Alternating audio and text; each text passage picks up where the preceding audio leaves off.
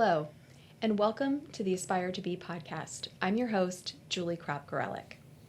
My guest, Tiffani Utz, is a friend and also a family member who has a very pragmatic view of the world. Her work as a teacher, an elementary school principal, and an administrator gives her a window into the world that is about so much more than the educational system. Tiffani didn't initially set out to become an educator like the rest of her family, but there was no denying that education was her calling. Tiffani pivoted to a new role just recently as an education consultant, conducting leadership training courses for local community colleges and other organizations. It's pretty rare for someone to dedicate an entire career to servant leadership. I'm looking forward to hearing more about your path, Tiffani. Welcome to Aspire to Be. Thank you. Happy to be here. Well, certainly servant leadership is something we don't often hear a lot about, so I'm looking forward to digging into that today. Mm-hmm. But let's take it back. Obviously, as I teased, we're also family members. We are cousins. Our fathers were brothers, yes. Or are brothers. But take me back to the beginning. Talk to me a little bit about your background. So I guess when I, initially go back and look at what I wanted to do as far as careers go, I grew up in a family of educators. My mom taught for 42 years, and my dad was an elementary principal, so that was my world. It's what I grew up with. It's what I saw. It's what was modeled for me. And so, when I turned 18 and wanted to go away to college, I did what every typical 18-year-old does, and I decided to go to the school that my parents don't want me to go to and to major in anything except education. Yeah, sounds about right. Yeah. I really did not. I think when I was younger, I wanted to be a teacher. But, that teenage part of getting out on my own, I really wanted to do something that set me apart from the rest of the family. Mm-hmm. And so I went to the University of Maryland my freshman year, a school that was much bigger than my hometown. Mm-hmm. And so that was pretty traumatic at one point, and I did everything but education. I actually changed my major 5 different times. Wow. So the following year I did transfer, and I think it was a lot of soul searching, a lot of reflection, and it's something that came natural to me, and I just decided, okay, I'm just going to go into education, and I never looked back after that. Mm-hmm. Well, it sounds very familiar to my own path, as I'm mm-hmm. sure you remember as a child. I swore to my parents I would never go into business because, why would I do that? That's right. All I've ever done. Yep, exactly. So it seemed like it worked out well for both of us. Yes. So tell me about your first job. So once you left college and you entered into education, mm-hmm. tell us a little bit about that experience. So my first teaching job was in a 5th grade classroom. I was in Fauquier County, which is in Virginia. And I actually started after the school year began. Back then in the 90s, yes, it was 1990, it was very difficult to find teaching positions, unlike it is today. Mm-hmm. And so I had several interviews. I had several opportunities to go to different places, but again, it was the big city, which is not really what I wanted at the time. And so I decided to wait, and it wasn't until mid-September that I accepted this position. And I was told I was going to go into a classroom. It was going to be a primary classroom for special ed. Keep in mind, I'm not certified to teach special ed, but also in the special education world, sometimes you do what you have to do because there are so very few special ed educators out there. Mm-hmm. So I took the position thinking it was primary, which would have been K through 3, and I walked in the very first day, and it was a group of 4th and 5th graders, 10 boys and 1 girl. Oh my gosh. And no instructional assistant. My very first year teaching. And let me tell you, it was an eye-opener. Many moments where I thought, what have I done? Mm-hmm. What have I gotten myself into? A lot of phone calls home, a lot of nights crying, just very unhappy, very unsettled, and I just did not feel confident at all. And so at the end of that year, I pretty much told the administration that either I go into the regular classroom or I'm leaving. Mm-hmm. And at that point, I was given an opportunity in that county to go to a different school in a 3rd grade position where I made some lifelong friends and really felt that was the beginning of my career path. And what grade was that? That was just 3rd grade. Just 3rd grade. Mm-hmm. So you spent 24 years in the classroom mm-hmm. overall, right? Mm-hmm. Teaching grades 1 through 5. Correct. Which is an awful long time, and I'm sure you've seen education change or mm-hmm. systems change over those years. And tell me a little bit about how the experience in the classroom really led to the leadership opportunities that you took on. Well, I will say that, a lot of people will ask me, you spent so much time in the classroom, why did you wait so long to become a leader? And the truth of it is I didn't. I think there are teachers in the classroom that are some of our best leaders. And that field of teacher leadership is always an opportunity. So I took every opportunity I could to serve on curriculum committees, to really take on some active roles in leading teams and being involved in community activities as well as school activities. So even though I spent that much time in the classroom, I still took on those leadership responsibilities and was always eager to do that. I always felt that the minute I became completely comfortable in the classroom and felt like I knew everything there was to know, that it was time to leave. Because I'm a true believer in lifelong learning and that I am a lifelong learner. And that's just been embedded in me in growing up. That's how I was raised. So yeah, those 24 years that I was in the classroom, I saw a lot. I saw a lot change. I saw children change. I saw, families change and the dynamics of what that looks like. Yeah. Well, and you bring up something you had just mentioned about how even as a teacher, not being in necessarily a formal leadership role, you are still a leader. And I think for those of our listeners who are in, whether it's a new position or they're just starting their career or transitioning to their next steps, it's understanding that leadership doesn't just start when you get to the top, right? Absolutely. It's part of that journey from the time that you Absolutely. start until you go. So certainly as you entered into the leadership roles, I know that you worked in some environments as a principal that challenged you and provided to your growth as well. Talk to me a little bit about what you experienced when you became the leader and sort of what adversity you faced. So I think going into that specific leadership role, it was definitely a change in dynamics and experiences. And of course, growing up in a household where my dad was an admired principal, I felt that I had very big shoes to fill. And so my very first year, I spent as an elementary assistant principal in an elementary school of over 1,100 students. Huge school, over 145 staff members. I had a lot to learn, and I was eager to learn. And it was a very enjoyable year. I'll be honest, I tell people all the time that assistant principal job was really a nice gig because you were not in charge of everything. Right. Just enough. It didn't end at me. It was, it was a very nice piece to have.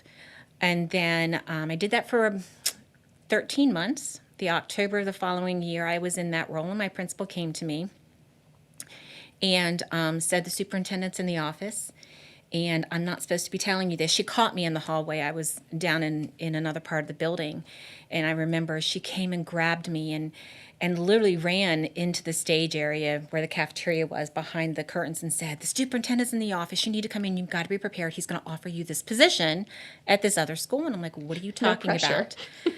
And she's like, you're going to become, he's going to ask you to go to this school as the principal. Wow. And I was so befuddled. I didn't know what was going on. And so she was trying to prep me for that. We walked into the office together, and sure enough, the superintendent said, I want to move you to this school. I need to tell you what's going on. You can't tell anyone. But the principal's being charged with abuse of children or a child, and will not be returning for now because it's under investigation, and I need you to go. Well, when the superintendent asks you to do something, You go. you go. Yeah. And so otherwise it's career suicide. And I thought, okay. And then it was a Thursday, and he said, you can't tell anyone. And That has to be difficult. that was very difficult. And of course, very first thing I said, please tell me I can tell my husband. Right, He's like, exactly. yes, but outside of that, you can't tell anyone. And so I left that building that I had been very close to a lot of people without telling anyone that I wouldn't be back on that Monday.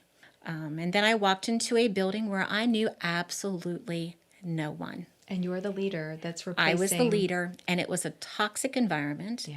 and that staff was broken. And it was heartbreaking to see how broken they were.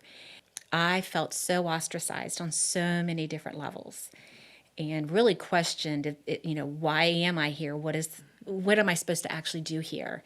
And so I really had to dig deep into myself and also into other people to really sustain me through that. So, certainly coming into that leadership position, you were really challenged on multiple fronts. You had a staff that didn't know you, didn't know you were coming. They maybe felt as though they were not, they didn't have the information about why you were there, but then also parents and the children that were at the school. Tell me about how you mitigated that. What things did you put in place to try to move people back to the middle? So I'm a firm believer that when you walk into a building and you're a leader, that you give your staff or your employees intent. And it's that intent that builds your culture. And so one of the very first things I did is I was quiet. I sat back and I watched and I observed. And I took the opportunity to meet with every single staff member individually and get to know them a little bit on more of a personal level, but also learn more about their fears and their uncertainties. And I didn't want the gossip. I didn't want to hear about what was happening. That's not what the purpose of that was. It was what do you think we need here as a building to move forward, to make it a place of growth and a place where our students and our families want to be. So, and then it took time. I always like to say we spent a year sitting there singing Kumbaya because we didn't focus on student achievement at that point. We didn't focus necessarily on instruction. We focused on healing and coming together. And it took some time to do that because there were some people that had to go and had to leave in order for that complete healing to happen. Sure. And that was uncomfortable. Yes. But it was necessary.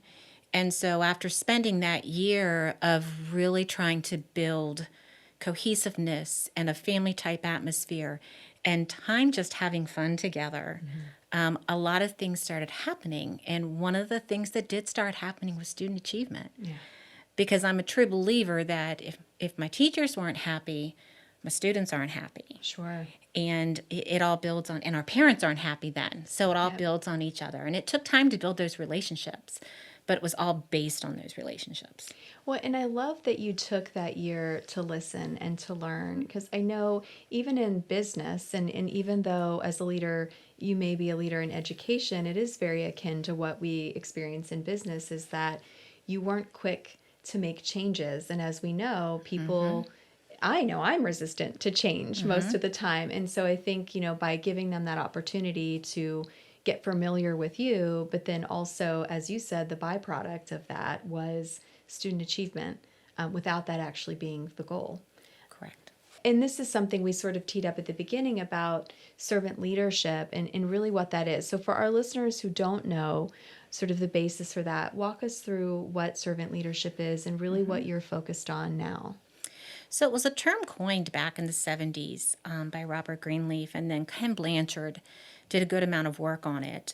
But it is pretty much what it says. It's the heart of service, and it's, when I look at the business world, not so much the education world, but even looking at the business world, it's meeting the needs of those that you serve. And it's not working with them, it's serving them in a way. And I'll give you a real quick example.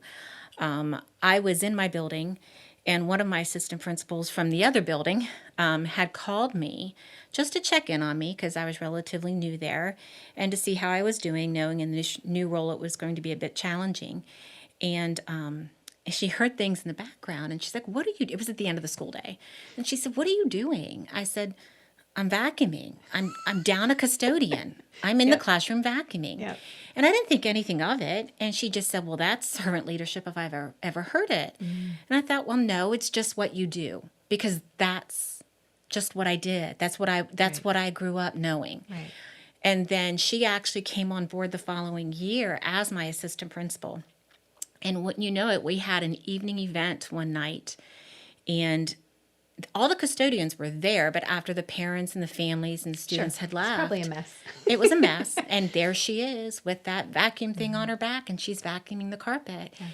And I never asked her to do that. No one ever asked her to do it. So it's contagious. When people see it happening, it builds your culture. Sure. And so in a nutshell, that's what it is. It's just serving in a way that is not just productive, but is also heartfelt. No, absolutely. Well, and I mean, certainly as you've transitioned outside of the classroom, I know you're now starting your own business as a consultant and talking with different organizations, some that may be educators, but some that may not be educators. So talk to me a little bit about what you're excited about as kind of your next stage. I know you're supposed to be retired, but Yeah, not surprised. I sort of have my hand in a lot of different pots right now, Yeah. which I think is good. I've only been technically retired for 5 months.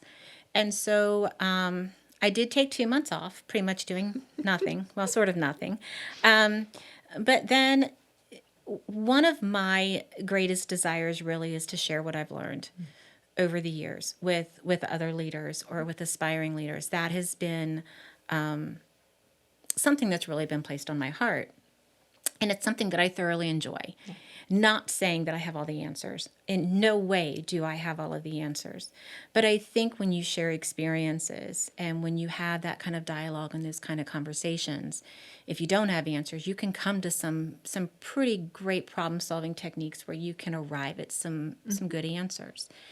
And so I have been working right now on a part-time basis for a few different companies and also for a community college where I'm doing some leadership work. And you're right, it hasn't just been with educators. It's been with different service organizations. Sure. And right now, that is where I'm getting really a great amount of fulfillment, both personally and professionally. And I've always been a true believer that I'm going to be where God wants me to be, that He'll place me where my time is supposed to be at that point. And right now, that is where I feel led. I don't know exactly what that looks like yet. I've done a lot of work with John Gordon Companies, who is, in my opinion, a tremendous leader. He works a lot with different sports teams with motivational speaking. Sure. And then I 2 years ago became a certified trainer for the John Gordon Companies for the power of positive leadership. And I really, really enjoy that work as well and hope to build on that and what that might look like. Well, and along the way, as you're meeting with organizations, whether they're education or in the service space, what are things that you've learned that maybe surprised you about whether it's their environment or what they're faced with, or did it really align with some of the experiences that you've had as well? I think what I've learned in many aspects is that not everyone truly understands the impact that service can have. And what that philosophy looks like. I think sometimes you're in an environment, or I think our culture puts us in environments where it's, I need to do what I need to do to get ahead. And, I have probably lost some opportunities because I don't have that mentality, and that's not my personality, but that's okay. A lot of what we talk about on Aspire to Be is how do you inspire change? And so I would ask you that question, as I do all of our listeners, is what have you done in your roles as a leader to inspire change in others? First of all, I think, what I said earlier is I sit back and I do listen, but I also think it's very important as a leader that you're able to build ownership and buy-in among your staff or among your employees. And part of doing that is giving them an active voice. And one of the ways that I was able to do that was very simple. It was really asking for what their advice was or their opinions, or how do you think we should move forward with this? And I had one staff member once who came to me and said, "Why are you asking us this?" And it was very simple. I was shocked I was even asked, "Why are you asking this?" But in the environment they had been in before, they were never treated as a professional. It was a dictatorship in essence. And so I think it was just the point of recognizing that we're all professionals. One of the very first things, I'll just give this as an example, one of the very first things I did in the building that I was in is we all had parking spots, at least administrators and the secretary did. And so you had parking spot for the principal, one for the assistant principal, one for the secretary. And one of the very first things I said was, I want those signs torn down. I want them down. And my secretary wasn't happy at first. She came around, though, God bless her. And I remember having one of our paraprofessionals, who's one of our aides, come to me right after that was done. and said to me, "You have no idea what that means to me." And I flat out asked, "Well, why? And I was hoping she was going to go this Of route. course. And she said, "Because it shows me that I'm where you are, that you're not so far above me." And I'm like, absolutely. Yeah, so important. It doesn't matter what role you have in this building. Your role is of value. It's of importance, and there's purpose behind it, regardless of whether you're vacuuming the floors, wiping down the tables, Yep. or leading a staff of 140 staff members. And so I think when you have that kind, or you try to build that kind of culture and that kind of environment, it takes time, but hopefully eventually it'll grow into that becomes just the general atmosphere of what is expected.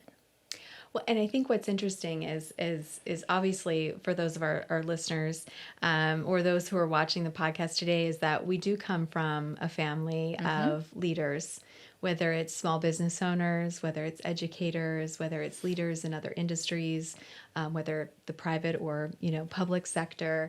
And I think that as we were growing up, we saw our family, our parents, our aunts, our Right. uncles, all sort of instill those values in us, that it wasn't just one person's job, but it was sort of the whole, right? It was all of our jobs to be part of the process. So what would you say that experience, because I know we've talked about this offline too, about how when you look at our family and you look at all of us who have, the second generation, if you will, that are now at our age, Right. at our stage in our career, that when you look around, every one of us is impactful and successful in our fields, but we still sort of fall back on what we were taught as children. What has that meant for you as you've sort of built your career?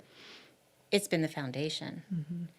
It's just like anything that you build, you have to have a layer of foundation that you believe in. I always believe that, earlier, even in today's conversation, my sister had mentioned to me about, remembering your why. And I do think that it's important to remember your why, but it's not so much just remembering your why, but it's believing in it. Yes. And, the one story, not even really a story, the one thing I remember that's very impactful for me is when my father passed away. He was the principal of a school, the school that I went to elementary school at. He wasn't the principal at that time when I was there. But later on, once I was older, he became the principal there. And it has since been torn down, no longer there. But one of the floral arrangements that he received was from the staff at Johnson Heights. Oh, wow. And that staff had dissolved, but it was past staff. I mean, it had been, that building had been torn down for 10 years. And so the impact that he had on individuals Yep. very often is what grounded me in what I was doing. Yes. Through the turmoil and the frustrations, it was grounded in that foundational belief that I was living a purpose and that there was a purpose in what I was doing. Oh, absolutely. I mean, you couldn't have said it any better than that. I think that's so true. And I think, for a lot of folks, they might meet adversity or they might meet challenges and they might not necessarily have the belief that they'll get there. But I think the one thing we always talk about is that I don't know that I've ever, when I've faced adversity, whether it was in business or throughout my career, even once I started my business, is that there's never been a moment where I've wanted to quit or thought I would quit or thought I couldn't make it through it. The thought never actually entered into my mind. I mean, do you find that the same for you? I mean, I find that I'm already looking for 2 or 3 different solutions to sort of find my way out of it. And that's certainly gotten better over time. But Right. And I can't say that there were not moments I wanted to quit, because there were. Yeah. There were moments I wanted to walk away and say, I can't do this anymore. But even though I wanted that at certain points, it was never really an option. Right. It was something that I never felt that was the answer to anything. Yeah. And so you just move forward. But what's interesting, and I think what's so encouraging, is when you do move forward, you can't see it in the moment, but the personal and professional growth that comes as a result Yes. of that Yes. is priceless. Yes. Well, they also say that when you're the most uncomfortable, you are growing, whether it's in, personal or professionally, that's sort of the root of it. And it sort of leads into your next journey as becoming a small business owner yourself and really jumping in. I mean, are you excited, scared? What are your thoughts? Scared. I would say the first thought comes, because I just don't know what this looks like. I have always been in the field of education. And that has been my comfort zone. It's what I know. It's what I've always done. And so venturing off into something that looks a little bit different is, I don't want to say frightening, because it's not frightening. It's just uncertain. But I also know that if it's not to be, then it won't, and something else will take its place, and that's okay. I just want to continue to make a difference. That is what my number one goal always was ever since I stepped foot in a classroom.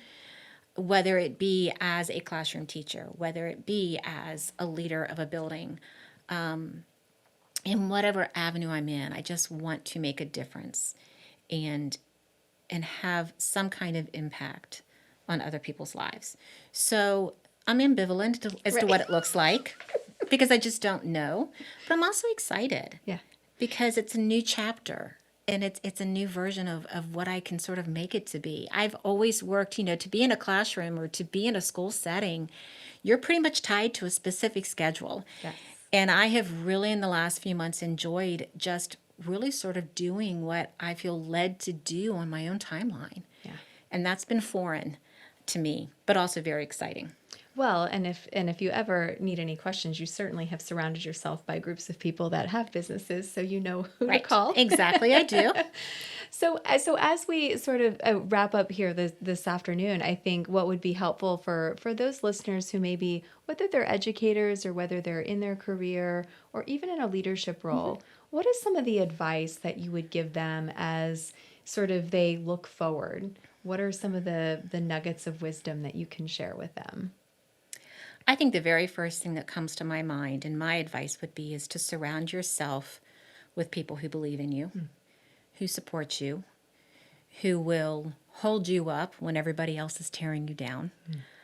Because I'll be, very upfront. There is absolutely no way I could have taken the journey I did. I will say the last 10 years definitely as a school leader, but throughout my entire career, without my greatest cheerleader, which was my husband. Sorry, he's still cheerleading me on. Yes, John, thank you. Yes. Even though we live in two different worlds as far as our careers go, he has always supported me without reservation. I also think it's really important that you have people in your lives that hold you accountable. When I left the classroom and went into the field of administration, I never wanted to lose sight of what it was like to be in the classroom because that always bothered me. So there would true. be administrators that maybe taught for 6 years. And I had one experience where I was in a building as a classroom teacher and my principal had 6 years experience and my assistant principal had 3. I'm not saying they can't be good leaders, but that was really difficult to really take instructional advice when you don't know what it's like to be in the classroom. And so one of the things that I did is I surrounded myself with people that would hold me accountable to my actions.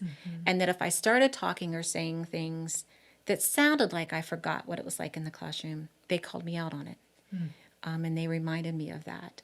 So I think it's very important when you go into a leadership role that you don't lose sight of your foundation and why you went there. And what your core beliefs are. But I also think it's very important going into a leadership role that you see shared leadership as an important element. Yeah, absolutely. And you don't try to take it all on yourself. It's almost impossible, right? It is. And I would say, when people have asked me in the past, what is your greatest challenge? And there's no doubt it was balance. I let my role the last 9 years consume everything about me.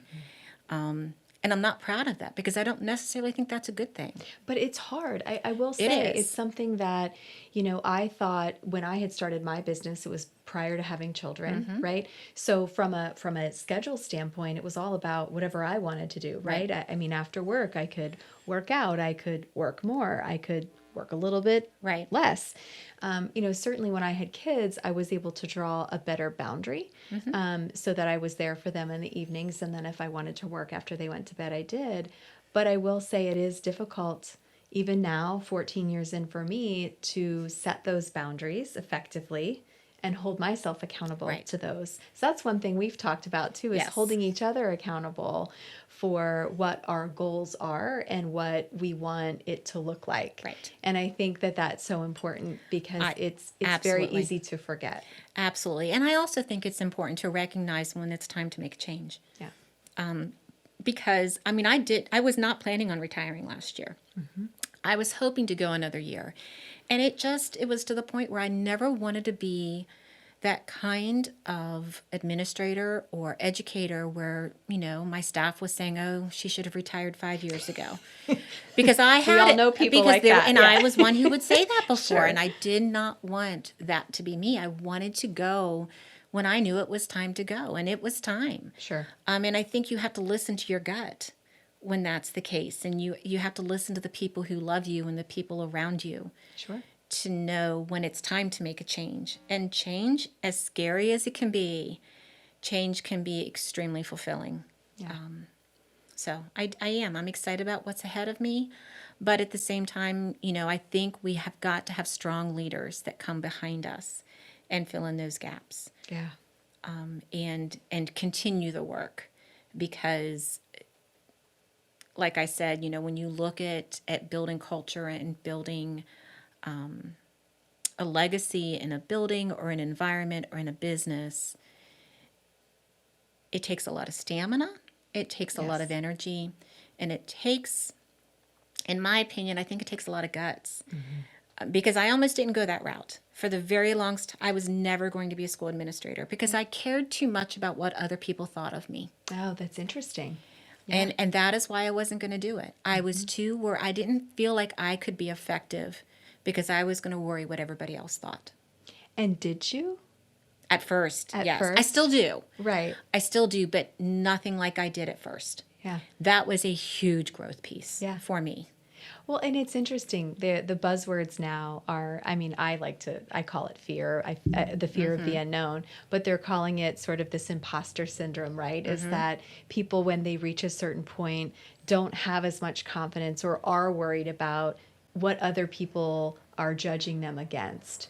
Right. And I think that what that boils down to is a little bit of fear. And to your point, it does take guts to kind of move organizations forward. And it's not easy and it can be sticky. And certainly I think, especially in your field too, it didn't just stop with your staff, right? You were impacting the lives of children and families. And so to some degree, you had more impact, right, on sort of what that meant for those kids. I hope so. But I know you had mentioned also earlier when you talked about the advice I would give. I think we also have to really make it known to upcoming leaders that, you know what, you're going to make mistakes. Yeah. I remember one of my assistant principals the very first year she was with me, we were driving back from Thanksgiving and she screwed up. And she called me a mess. I really messed this up. I'm like, okay, guess what? You're going to do it again. Or maybe not the same exact mistake, but this is not going to be the first time. Yep. And so it's just like I would tell students who would come in my office for some kind of discipline reason, you made a poor choice or you made a mistake, but here's the difference. You learn from this mistake and you move on. Yeah. And then it's a productive mistake. So I don't think upcoming leaders or those going into any kind of leadership positions should think that it's going to be, all rainbows and unicorns. There are going to be times where you are going to make a mistake, and that's okay. That's reality. Just learn from it. Yes. And move forward. No, that's perfect.